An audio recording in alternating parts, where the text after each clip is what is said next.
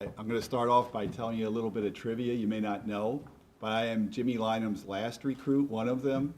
Jimmy Lynam recruited me along with Coach Boyle, and I signed a letter of intent to join St. Joe's and come and play here at what I thought was a tremendous atmosphere, a wonderful family, and something I wanted to be a part of.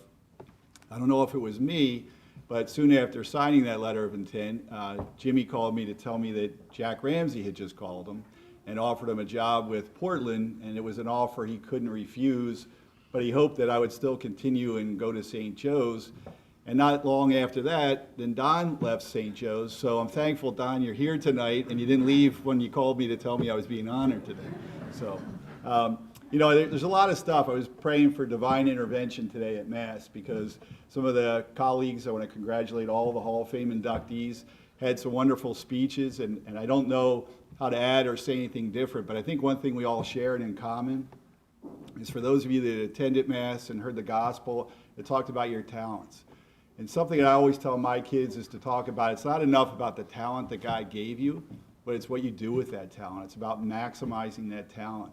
So I think from an athletic perspective, I think this is the last Hall of Fame I could potentially get into. So this last honor is a great honor for me, at least as it relates to my athletic experience. I don't think as a kid growing up in Bluebell, many people would have given me much of a chance to have been standing here today and talk about some of the accomplishments I had.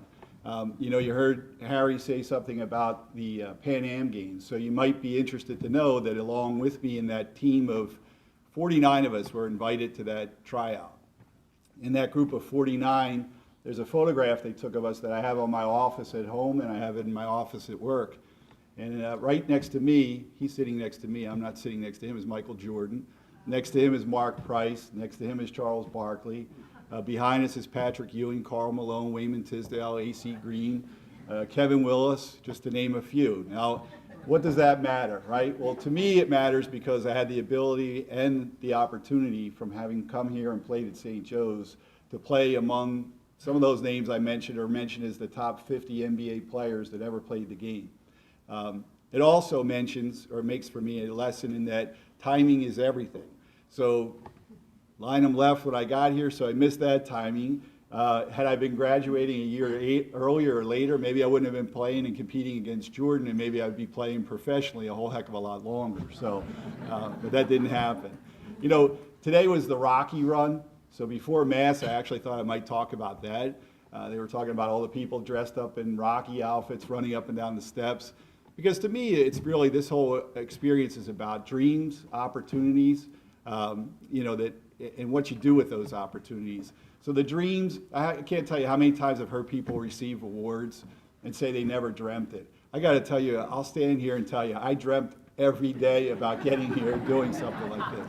I dreamt about being in the NBA Hall of Fame, every Hall of Fame you could mention. And I think the message that should give everybody is that dream big. There's no point in setting yourself up for dreaming just to kind of make the team or to hope that maybe one day you'll win with the team. And then, Jimmy Lynam had always said something, which was, with opportunity, when opportunity strikes, you got to strangle it by the throat, take advantage of it. Well, I'd like to think that I did that, that I didn't, today, my kids playing sports and your kids and maybe those of you that will soon have kids, I feel sorry for Phil and Jeff and the coaching staff because you got to deal with the parents and the AAU structure that have almost ruined youth sports. When I played, I didn't play varsity basketball until I was a junior in high school. So to have gone from my junior year in varsity, senior year of varsity, being recruited, coming to St. Joe's, and St. Joe's was not the only school that recruited me. I was recruited by Virginia, where Ralph Sampson was, and Terry Holland, and a lot of other Division I programs. But back then, it was not ESPN 32 channels. If you wanted your family and friends to see you play, you chose to stay local. And I had the great fortune of playing on a team called Mrs. Paul's Pals. Some of you may remember that team, but Mr. Pizak and his family had that team. And I tried out for that team and made it. And one of the comments he had shared with my father one time was, he said that, Bob is a real gentleman off the court, but he's not such a gentleman on the court. So I think that attributed to some of my success. And one of the great experiences in my life about playing that was that I got the chance to play with Tony Costner, Lonnie McFarland, Albert Truck Butts, Kevin Compton, Stevie Black, and all these guys.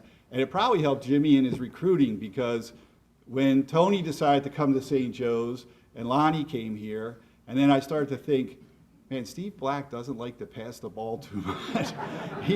There was not a shot he didn't like. He was like the Allen Iverson before there was Allen Iverson. Rolly Massimino had me over for plenty of spaghetti and meatballs, and the spaghetti and meatballs were fine. He's a nice guy off the court. I like him, but not somebody I chose to play with. And this place felt like home when I came here. One quick funny story, I think, hopefully Tony will think. Tony's my big brother, I'm kind of adopted big brother. I don't have a big brother, I have a little brother. I'll mention him in a second. But Tony, I always looked up to. We talk in sports, right? We're in wars, we're going to battle. So excuse the expression, because they're never as serious as a war. But when we would go to battle, there was nobody I felt more comfortable going to battle with than Big Tone. He was the guy that I always looked up to. Whenever we were in a tough grind, he was somebody you could rely on to get your back. I also had the good fortune of having Jeff Arnold, who, as you all know, is assistant coach on the team. He and I roomed together for a year, and I think we had a lot of great experiences. And Jeff, along with a lot of other great players that came before me and along with me, helped me, I think, to enjoy this honor here today. Back real quick to the Rocky theme for a bit. My brother and I were talking about this honor, and he was talking about how he was like my sparring partner. So I think he was both Mickey and he was my sparring partner. There was times he was my trainer and picking me up and encouraging me, and there was times where basically every day of our lives growing up, we would end up playing basketball one-on-one. And I think I usually won those games, Steve, but we'd end up in a fist fight usually at the end of them. So I think that's what helped fuel to make me a fiery basketball player. So I thank you for that, Steve. My parents, I'd be remiss without thanking them.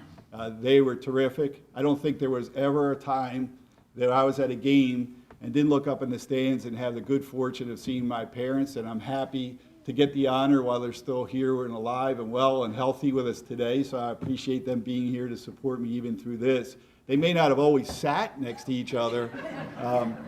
For those of you that know my parents, you'll know that my father could yell at officials better than anybody and probably louder than Bo. So a lot of times my mom would ask him to sit in some other seat in the palestra.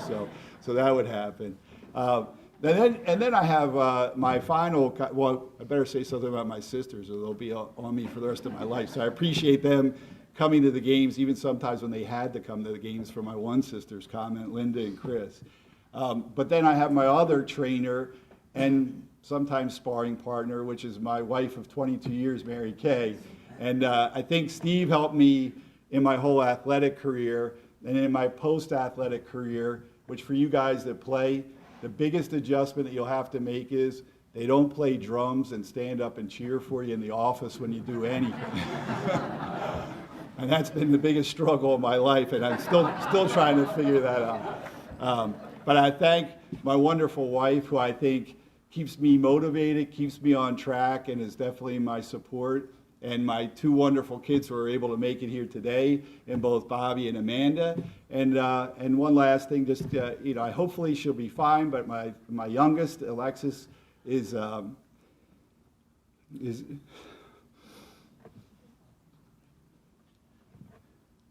she's unable to be here today. But I think she'll be fine. She's at CHOP, so just keep her in your thoughts and prayers. Thank you.